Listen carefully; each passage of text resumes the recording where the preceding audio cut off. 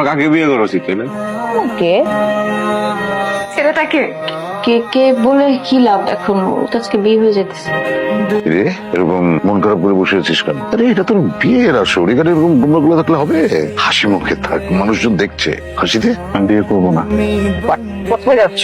তোকে কি জোর করে এখানে আনা হয়েছে? বিয়েতে তুই রাজি হয়েছিস, এই জন্য তোকে এখানে আনা হয়েছে। শোন, একদম সাফ একটা কথা তোকে বলে দিচ্ছি, তুই যদি এই বিয়ে নিয়ে কোনো সিন ক্রিয়েট করিস তাহলে তুই আমার মরা মুখ দেখবি।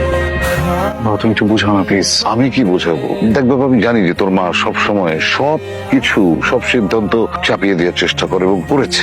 আমি যতদূর সম্ভব হয়েছি প্রতিবাদ করেছি, নিজের ক্ষেত্রেও, তোর ক্ষেত্রেও তো 100%। কখনো সাকসেস হয়েছে, কখনো হয়নি, কিন্তু আজকে তোর মা যে কথাটা বলেছে না, আমি তার সাথে একমত। ইয়েস, মানে বিয়ে করবো না কথাটা বলার সময়টা তুই পার হয়ে এসেছিস, এখন আর না করা যায় না। মেয়ে চলে আসছে, যাও না তোমরা এগিয়ে নিয়ে আসো, যাও। বলো মা কবুল। হ্যাঁ মা বলো। কবুল বলো মা। বলো মা কবুল। মানো কি বলতে চাচ্ছ? কবুল তো ওয়াশরুম, সবাই ওয়াশরুম চাচ্ছে। Emergency please. যাক না, ও জরুরি যেহেতু যাক, ওয়াশরুম হয়ে আসেন। আপনার একটি শরবতের ব্যবস্থা করি। আরে না না, কোনো কিচ্ছু দরকার নেই। আচ্ছা আপনি না খেলে ভাই আপনার জন্য একটু করি। না না ঠিক থাক, আছে। ঠিক আছে। আপাকে বললাম, আপা খেলো না ভাই। রাইসা পালাইছে। রাইসা পালাইছে মানে? সব চলে গেল, কেউ কেউ কিছু বলে যাবে না।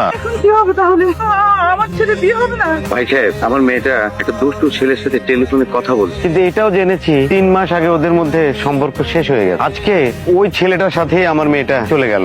আপনার মেয়ের সাথে একটা ছেলের সম্পর্ক ছিল, এই কথাটা আমাদেরকে কেন জানাননি? আপা বিশ্বাস করেন, যদি আমি এতটুকু জানতাম কিছুতেই গোপন করতাম না ব্যাপারটা। বলেন আপা, আমাদের সাথে এইটুকু সময় কি আপনি বুঝতে পারেননি? কি বিশ্বাস করবো আপনাদেরকে? এখানে তো বিশ্বাস করার কিছু নাই। আপনার মেয়ে তো ঠিকই চলে গেল। আপা আমার কি কম কষ্ট হচ্ছে? আপনি বলছেন এভাবে আমার মেয়ে চলে গেছে। পারমিশন দিলে একটা কথা বলতে চাই।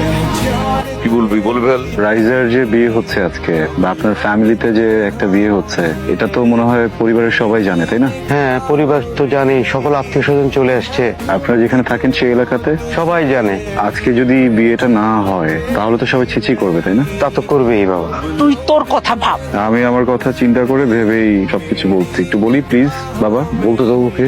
আমার মনে হয় যেহেতু রাইজা চলে গেছে, ও যার সাথেই গেছে, যেখানে গেছে, আপনারা একটু যোগাযোগ করে ওকে মেনে নেন। And পাশাপাশি এখানেও আজকে একটা বিয়ে হোক, তাহলে মনে হয় আপনাদের এলাকাতে গিয়ে বা পরিবারের কাউকে ফেস দেখাতে প্রবলেম হবে না। আদারওয়াইজ মানুষ কিন্তু অনেক বাজে বাজে কথা বলবে। বাবা একটু খুলে বলো না, আমার তো টেনশনে হাত পা ঠান্ডা হয়ে গেছে, বুঝতে পারছি না বাবা। এখান থেকে তো একটা বিয়ে করে যাওয়াটা খুবই জরুরি, তাহলে দুইটা ফ্যামিলি মুখ দেখাতে পারবো আর কেউ চিচিও করবে না। মেয়ে কোথায় পাবো? মানে বউ তো পালিয়ে গেছে। হ্যাঁ,